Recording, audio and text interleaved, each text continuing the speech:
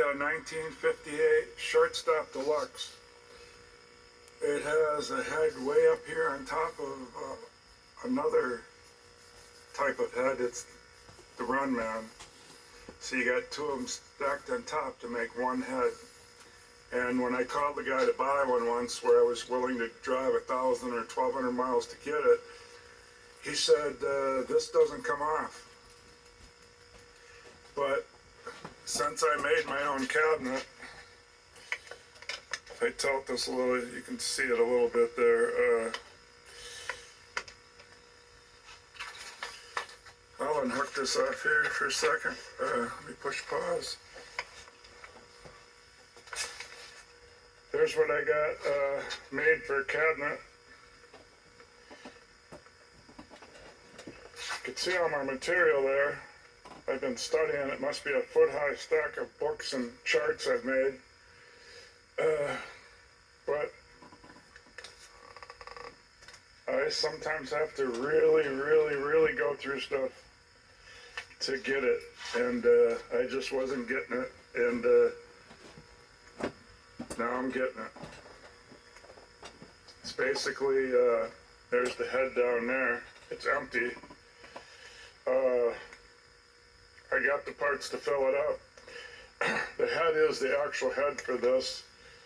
I got it from a separate one where somebody was part worn out. It cost enough, and these red legs are the red legs that round the one with the head. So the head, the empty head in the legs, and a couple units that go inside the head came from California from one big dose of money I paid out to try to actually put this puzzle together. And there's my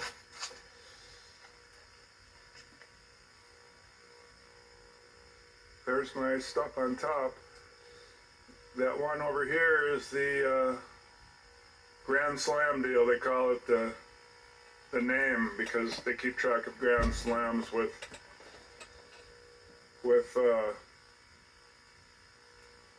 lighting letters of the shortstop. It goes 10 clicks. The one next to it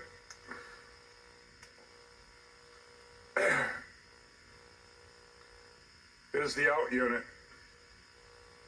You'd think it would just go 3 clicks, and sometimes they have 4 because the starting or the ending position or starting position or something. But if I was smarter, I could say exactly which one was the one that added the extra click. But it goes up to like 10.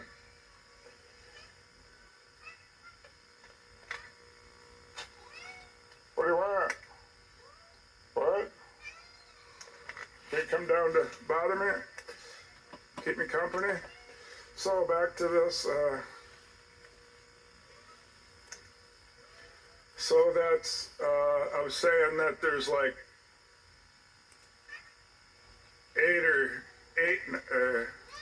4 for each player, maybe, about 8 notches, and then it's a total reset. This one, the name thing is a total reset. It'll go up to about 10, and then what? What do you want? Oh, you want to watch me and listen to me narrate this? Okay.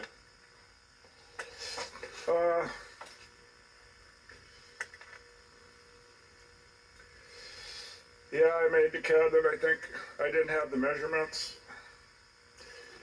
I had to use the play field and the yellow head. The yellow head came with the belly parts, the guts of it. Might as well say the hard drive computer from 1958. That's the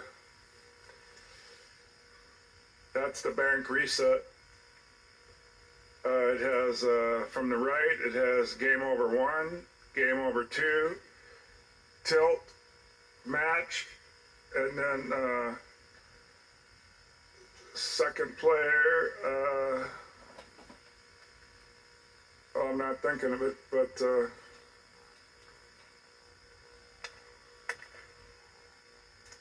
can see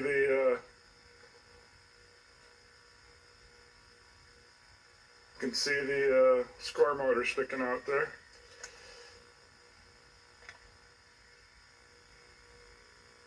Okay, I'm going to put this back in the stand. You've seen the cabinet.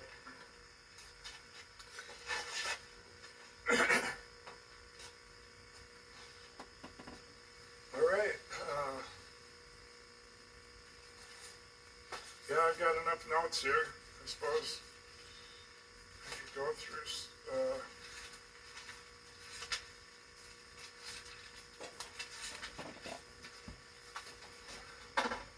This is what I got to put in the back box.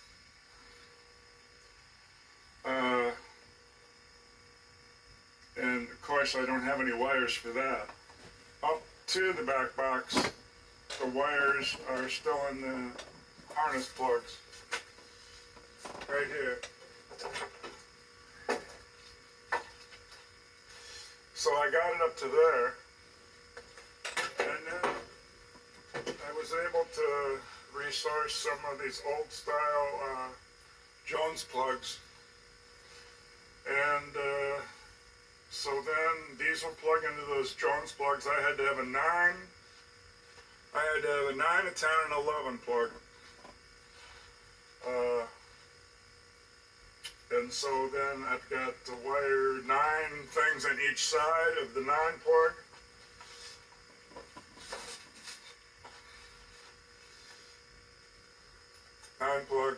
So I'll have 9 things on each side. Not that 2 wires couldn't go on one. I'll have 10 things on each side of this one, and on this one I'll have 11 things on each side, and I'll have to get all those wires going to the right spot on the steppers.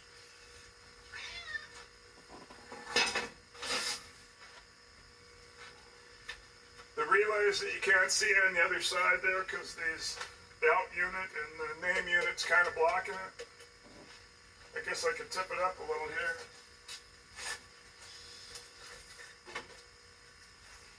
If I move this out of the way.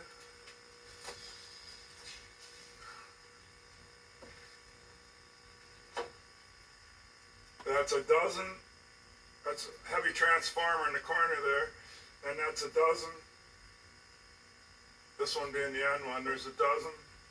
And there's a score motor there.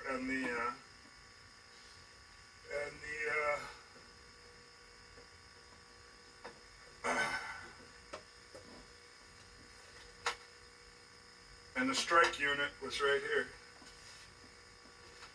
There's the strike unit by the score motor. So you got the strike unit in the middle by the score motor. You've got the score motor, got the name stepper, got the out stepper, and you got a dozen relays on there.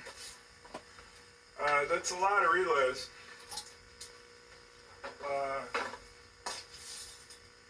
To mount them all, they got close to a 28-inch board. So there's a lot of relays, and I stayed on those relays for quite a while. I wanted to know what they did, unfortunately. And that's reading the schematic. And then you got to learn how to read the schematic. You got to learn the colors. Like I said, I've spent way too much time, but I thought if I bought this project, even though it's costing me a fortune to try to put something together, to resource parts separately to put the head back together, and I'm sure I paid about $450 for this bottom part with the run man, and then I bought the parts that came with the head and the legs, and a couple things for the back of the, I think I got a match unit from them. No, I think I got a couple white reels. I don't know what I got, but there was a couple steppers. These are all called steppers. Same as these. These are called steppers, but these do score reels. And these do not score reels. Uh, and these are relays. Those dozen in a row that take up a 28-inch board are relays. Just like these are steppers, and the score steppers, they call them a drum. I call them a reel. But so the stepper's hooked to a reel, and these are not hooked to a score reel. They're hooked to a bunch of rivets. And you can call these spiders or fingers. And I lost a clip the other day when I was getting this thing in. I guess I had one extra one, but look at different amount of fingers on it. This only has 3. That one's got 7.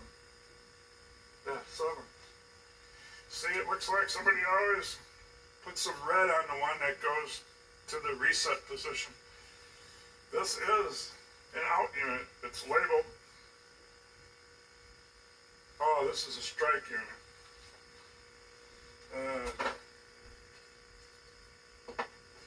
My strike unit's in there. Yep, and it only has 3 fingers, so scratch that.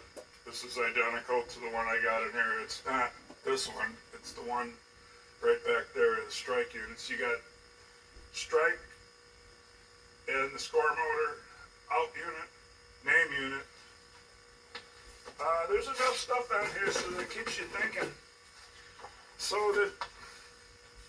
the relays, this is 50 volts. And I thought about that. I've had this thing and I wanted to put this together for 10 years. Maybe 12. It's 2023 right now, March, and I been studying this all winter to try to put this together because I was starting to say before that I bought this project thinking that if I put this together as a puzzle, I'd have to learn how to repair a electromechanical pinball, wouldn't I? Yes. And so, no, I didn't have to learn what those relays did because this part was wired. But I really, really, really wanted to understand where these wires went and what they do. It turns, I can name all the relays without looking, and I haven't looked at any lists today. I spent way too much time staring at them. Probably why I could name them. It starts with the 25-cent relay, coin relay, then it's the index relay, then it's the start relay, then it's the reset hold relay, then reset hold relay, then you got the lock relay that's, I'm not going to explain the functions right now. I'm sure I'd have to review a little to do a good job at it. So you got the hold relay, pretty much stays on for the whole game and has more windings almost than any other relay. After the hold relay, you got, this doesn't have a stepper unit. This doesn't have a stepper unit to keep track of players. So it has a relay after the one I just mentioned, the lock relay. It has a second player setup relay, it's called. And it's easy to get mixed up with one of the ones up here on this. It's got a second coin relay and a second batter relay. But this is the second player setup relay because it doesn't use the stepper to change players. And then after the second player setup relay, you got that's how I memorize them. It's 25-cent or coin relay, index, start, reset, hold, lock relay. Second, after the second, then there's a third, so it's 2 and 3. So second player setup relay, then it's the third strike relay. Then you got the match relay, And this has a match relay. So let me look here for a second. Yeah, the name's different. Here's another one. So when I'm going through these 12 in a row that take up 28 inches on a board, after you do the second player setup relay, third strike relay, you got a match thing, but this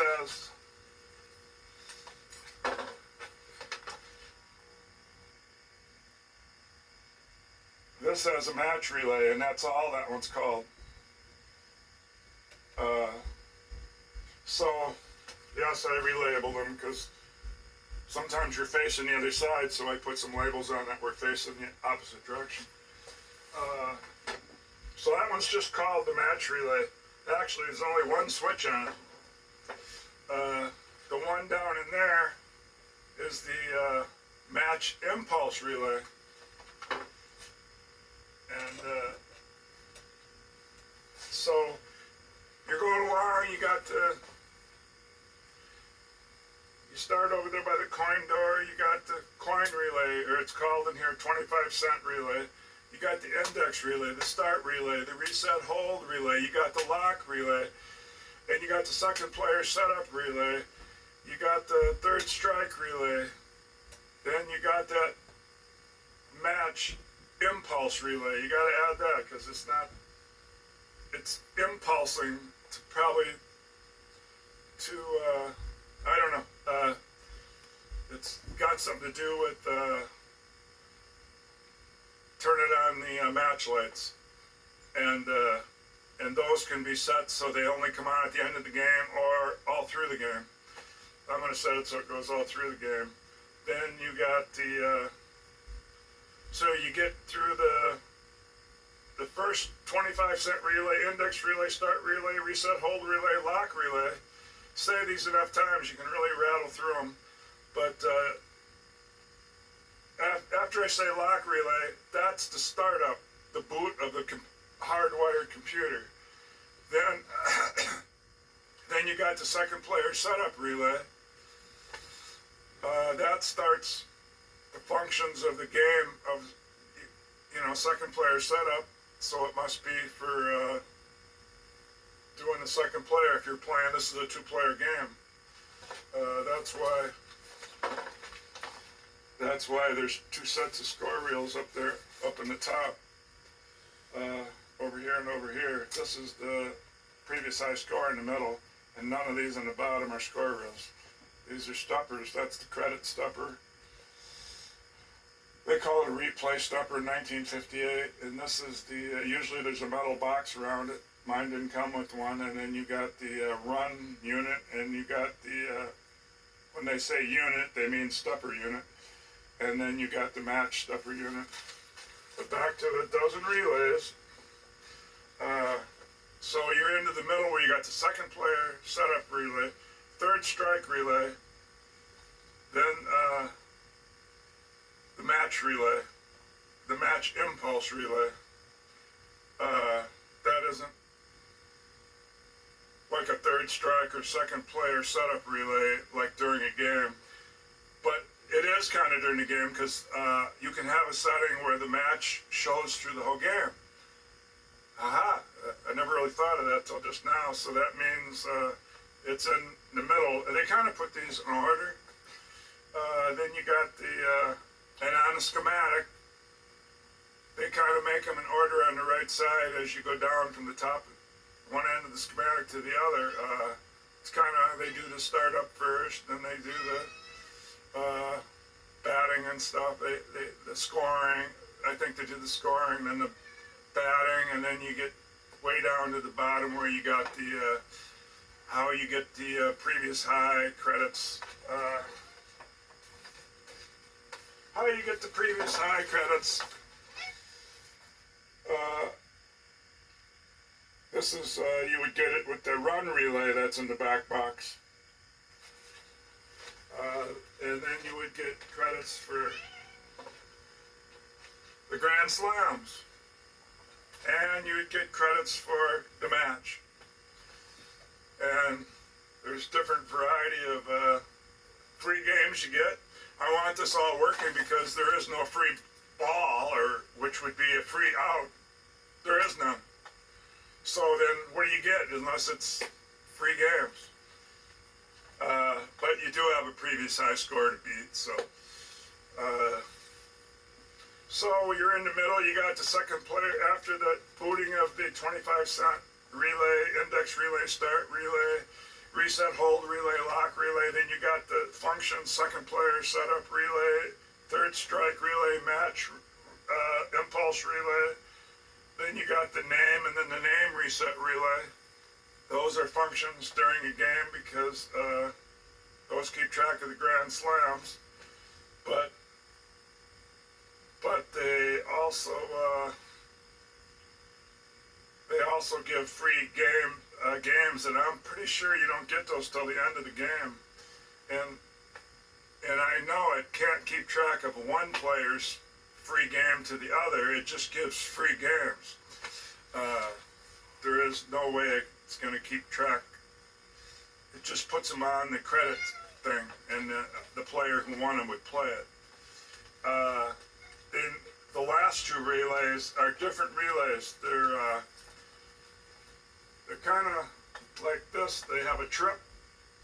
They have two coils, one to lock it and one to trip it.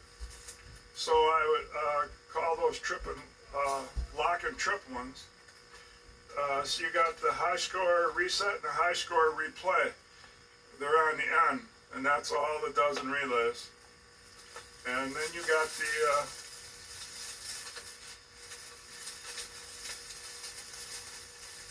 the cat's venturing somewhere wasting heat. That's what he does when I work on this machine. He climbs everywhere because he tries to get up near me half the time. But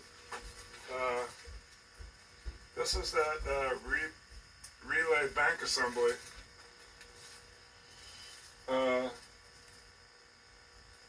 That's without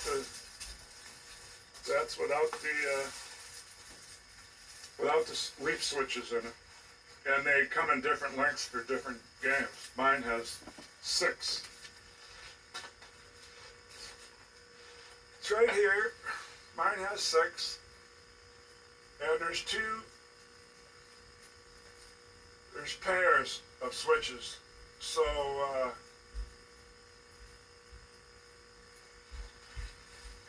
there's pairs of switches. So you got the game over relay A and B, and then so it's for 2 players. You have 2 separate game overs. Again,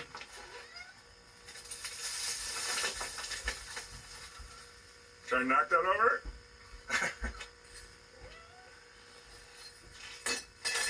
Anyway, you have 2 separate game overs.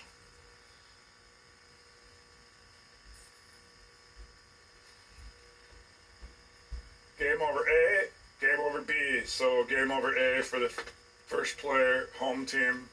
Game over B for the visiting team. Then you got, and like I say, there's on the schematic, it's got 2. Let me pause this for a second. I went and got the schematic. Here it is. And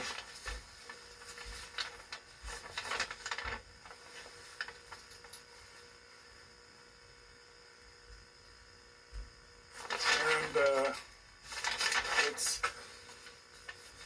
that long.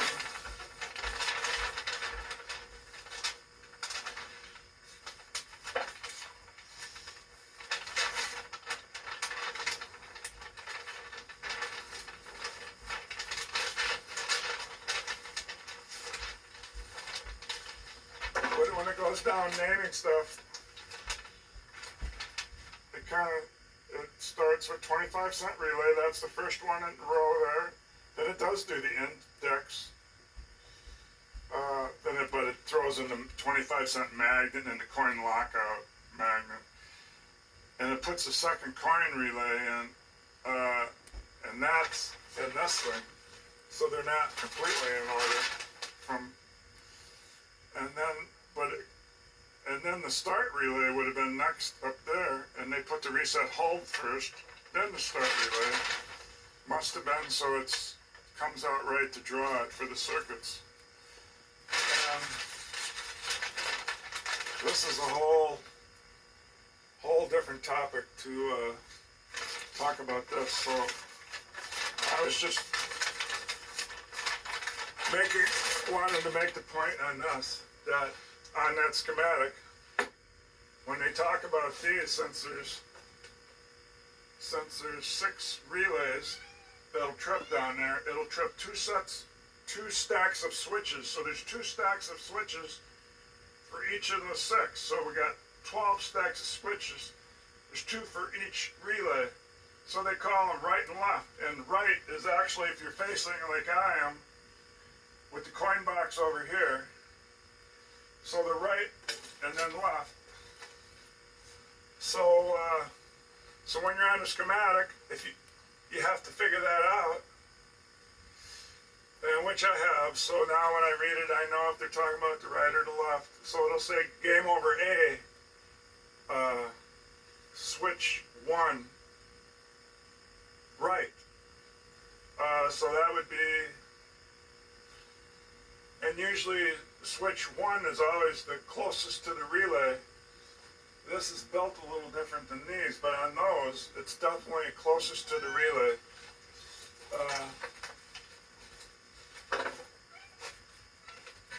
Got a relay sitting here. Oh, they're really all over. I bought extra ones that don't fit. So when they say switch 1, usually they talk about closest to the relay, but oh, that's right. And then to find out how they labeled it for sure, I finally found out, because when they put a top tier on it, which they do, this is not even a Williams one, but in some Williams, they'll have holes drilled here so you can put more than one stack in, and they'll have an extra spot to put a stack up here. So then you're thinking, well, if you counted 1 up against the edge, and it was 1, 2, 3, 4, gee, how would you do it when they put a top tier stack on? I'll find my chart where I proved how they counted them, and I'll let you know later. It was different than I thought. But besides putting the switch number when you use that, when we're talking about the relay bank assembly, those relays, they'll give you so it'd be game over 1, the switch number in the stack, and which stack has to be right or left.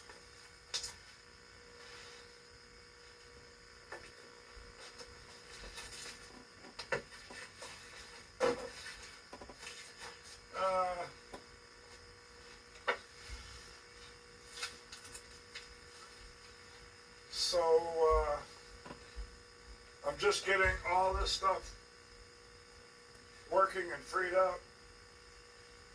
The score motor, that's what I got when I paid that $600, was besides the empty head, and well, it does have the glass on it, but it's not painted very good. I would have to go to a hobby shop and get a whole bunch of different colors and try to make it so you can't see through the spots near the bottom. But I got that and a few things to put it in the legs, but I did get a score motor.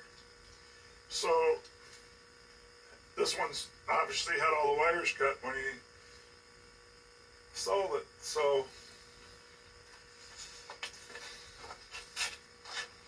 you can see the 3 levels. The index is always where the motor is, and then on Williams, I got that it goes counterclockwise. If you try to pull it clockwise, you'll bend them because it's only rounded on the side that it goes. I found that out the hard way. And you got to go and straighten them and stuff. And when you want to check your leaf springs, your leaf switches, when there's more than one in a stack, sometimes you just got to take these two screws out and maybe tie them together with a piece of tie and then put a little tape on the end so the screws don't come out and leave it lay over to the side. That's one way, because you can't see through there to see if your switches are set right. If you're going through all your switches and you're using the schematic to see which way they're supposed to be, or you're just figuring nobody's bent them all up, so you're figuring, like everybody says, they're either open or closed. So when you move this around, and I made that handle to go through these holes, so I could just sit there and turn it with my handle. I think I just made that yesterday or the day before. It's like out of some 3/16 stock. I had to bend it so it'd come out about 2 inches. So then I twirled it around and put it in the index. And when they write the switches up, they talk about them being type 1 switch, that's open in the dwell notch. Type 2, closed. They're closed when it goes out of the dwell. Or type 1's open in the dwell, so of course it's closed going out of the dwell. Type 2 would be closed in the dwell, and type 3 would be a make and break. Usually on a make and break, the switch on the left is usually open and the one on the right is closed. And usually there's not two make and breaks in a row, occasionally. So once you get done with a make and break, usually there wouldn't be another one right next to it, only in a rare situation.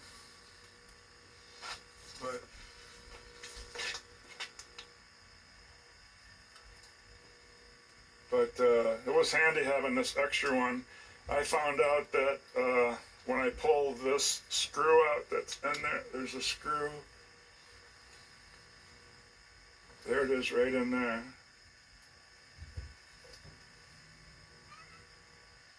I see it. There's a screw in there, and there's a flat spot on this, there's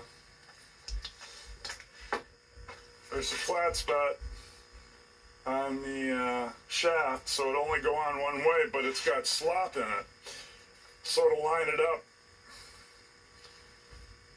I obviously get it so that it goes in the home. This has 3 names. Yeah, it's called index everywhere, but sometimes they call it 0 position, sometimes they call it home. So I would line it up with that, and for some strange reason, this one has 1 notch in it on this game. Only one. It has to go 360 to go back in the dwell. The one in the middle, and down here, this is cam A, the middle one's cam B, the top one's cam C. Cam B in the middle has 4 notches. It's every quarter it'll open and shut something. So when I lined this up, I noticed if I tighten it down properly, it seemed like the middle one wanted to be in that dwell, and that totally would change the way they would work. So I did that, so hopefully that's right. And none of the other ones are in a dwell. They're just not. With this one in the dwell, all the other ones are out of a dwell, except this middle cam and the bottom cam. The bottom cam, obviously a whole bunch might be in a dwell because it's got 20 dwells. It's got 20 dwells in the bottom. With all these switches, I guess there's not. And then number 4 spot is the only one that has all 3 stacks being used.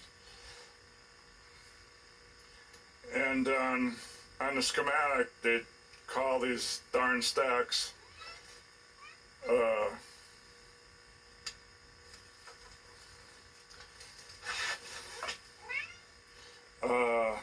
what was it? They use X, Y, and Z. I think X, Y, and Z was for switches. So when you go further out, they start near the cam. So this would be X, the middle would be Y, and out would be Z. Don't ask me why they come up with that, but so it doesn't get confused with when they number switches.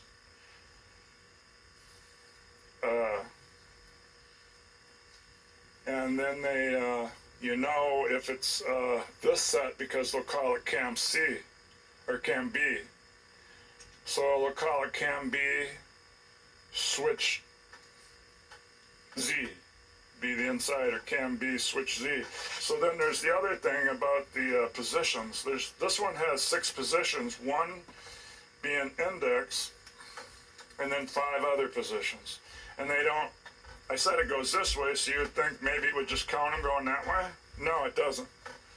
It starts with index being home because of the motor, so you just go up, and that's where the dwell is. Then it goes straight across. Well, that's what it does. It goes straight across over to here. Yes, and the switch doesn't line up exactly straight across, but the whole thing here is kind of straight across. So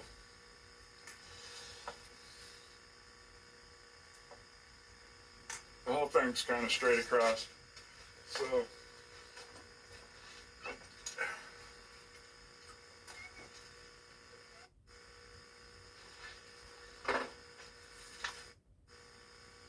here's 2, and there's 3. So, well, whether you can see them or not, just believe me, because it's kind of blinding.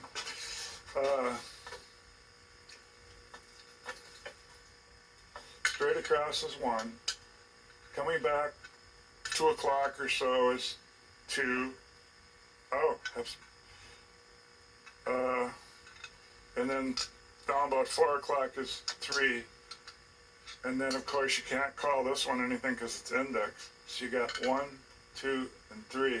Just make like it's 2 o'clock, 4 o'clock or something. So you got high noon is 1. About, might as well say 2 o'clock because it's called switch 2. But switch 3 is past 3 o'clock. You can make it seem like it's 3 o'clock if you want, so you can remember it. So 1, 2, and 3 like a clock. But then you start back up here with 4, and now you count the way it goes. So 4 and 5. So 1, 2, 3, back up here, 4, 5. So you're counting 2 different directions. This one's going counterclockwise, or clockwise. Then when you move up here and start with number 4 at about 10 o'clock, now you're going clockwise when you count them. So counterclockwise, 1, 2, 3, and back up 10 o'clock position and count 4 and 5. And 5 is about, I don't know, 22. Well, that's how they do it. So then they give you the position number, they give you the cam number, level, and then they give you the switch number, XYZ.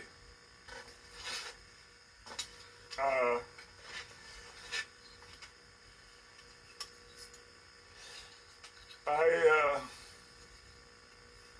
drilled these out. There's just 4 top rivets. I drilled them out. I messed with this for almost an hour and a half or 2 hours. I thought I would. The factory did put a little grease on the plastic gears. Most places, they say don't grease plastic parts, but I took these out, and I got one of the gears mixed up. You take the motor off first and you just set it aside. Don't let just like you do with switch stacks when you take it off, don't let the screws come out and keep it all together.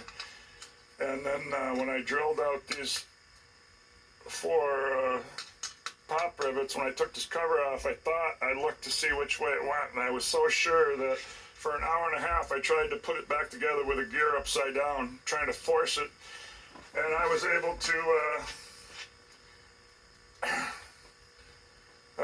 to put these screws into it.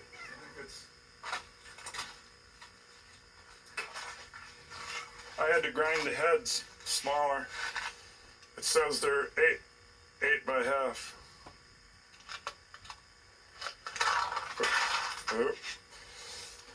It says they're 8 by half. And other people might tap them and use a normal bolt, but I didn't. I'm going to pick those screws up.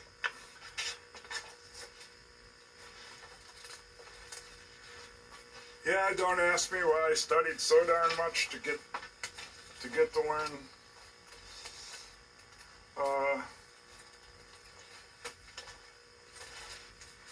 the electromechanical machine, and a baseball machine is plenty complicated. So they had 2 books on the internet I was able to get. The parts book, but it says 1960 and up, but this is a 58, and it had a lot.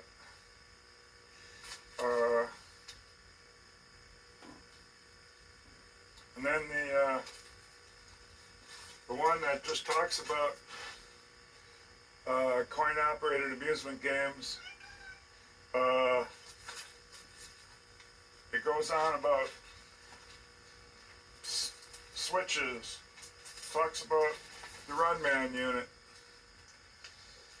There's 3 motors on this game. The Runman unit has one. The score motor that I held up has one. And the pitching unit has one. And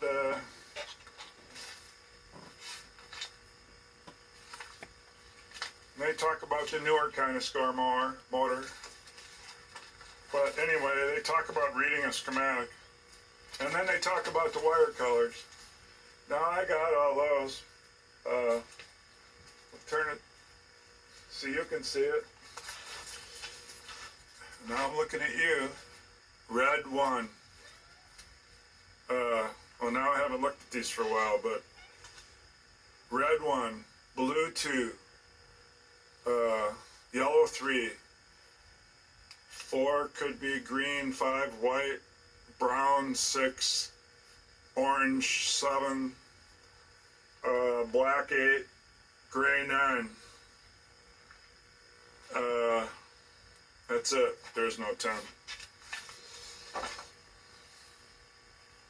Yep, got them all right.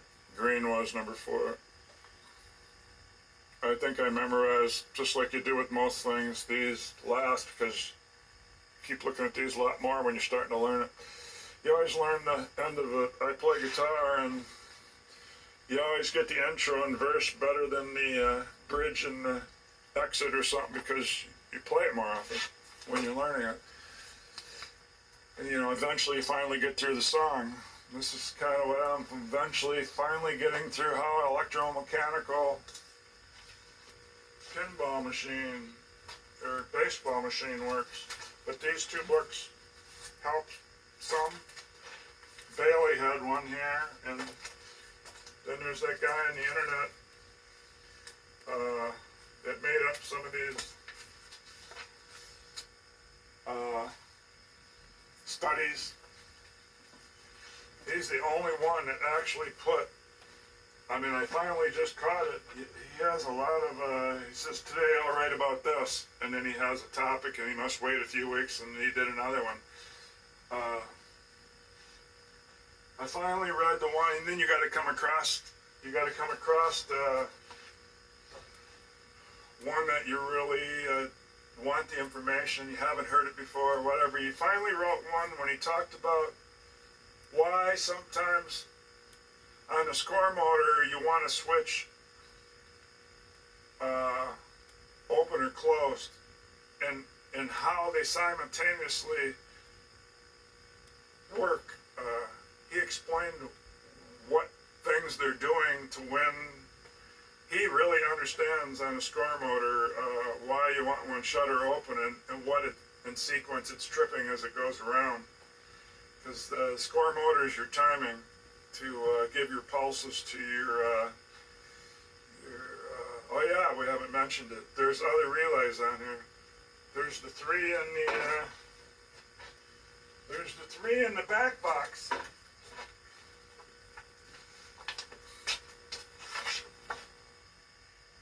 You got the score reset relay. That's what clacks.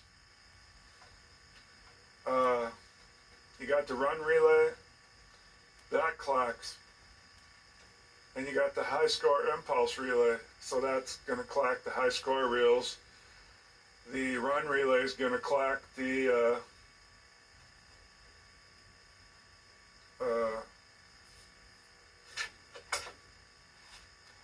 score reset relay. That should be clacking the white reels. It's real easy to find out. You just read the schematic and find where the zero switches are connected. They're all connected to the score motor, I think. Or I've got it written down where they're connected. I read the schematic for so long, I just don't get it memorized. But these things are in the back box. That's the only ones in the back box.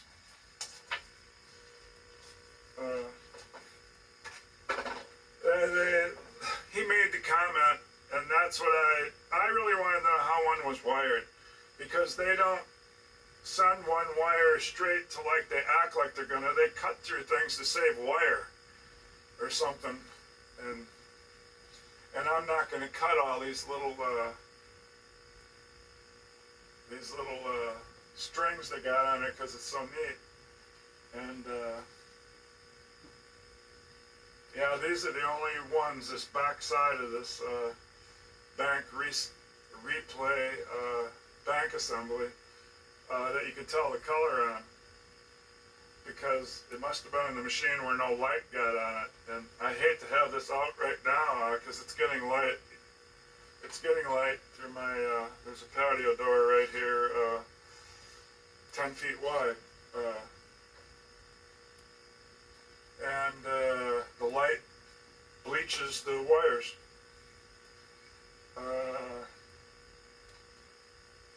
They said the transformer's 50 volts for all the coils, and it's 6 volts. It's got 2 windings, so the 6 volt winding goes for the running all the lights. And this, like some machines, might have run 110 right into the coin door, and there is something that gets 110. It might be something to do with this reset bank or something. I'm not going to talk about it because I don't know right now, but I know something gets 110. And then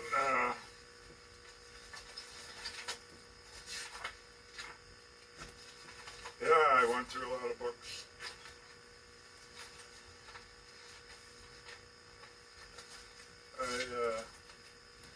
Understanding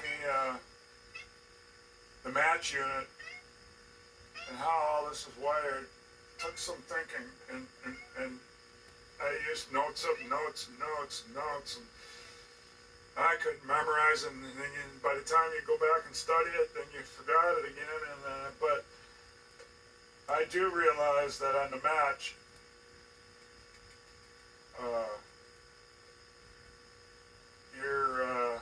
you're just making, when you match, you're making a connection. And so if both players matched,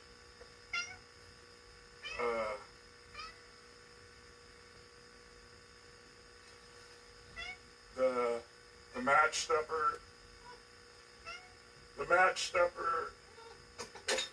oh no, you're not going up there. I gotta stop. I'm gonna take a break here. Hope you don't wreck anything. Onto the F sharp, that isn't the scale.